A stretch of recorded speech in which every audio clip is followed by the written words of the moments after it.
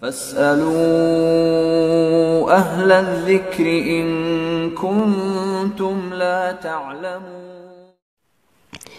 ایک اور سائل ہے، اس کا سوال یہ ہے کہ اگر مقتدی سارے نابالغ ہو تو جماعت کروانا صحیح ہے یا نہیں؟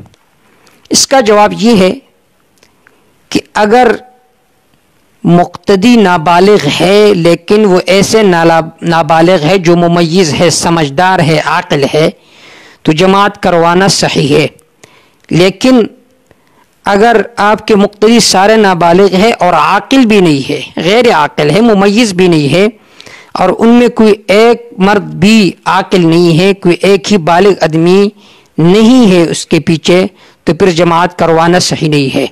لیکن اگر بچے لیکن عاقل بچے ہیں تو پھر آپ کے لیے ان کو جماعت کروانا یہ صحیح ہے۔ واللہ تعالی اعلم بالصواب۔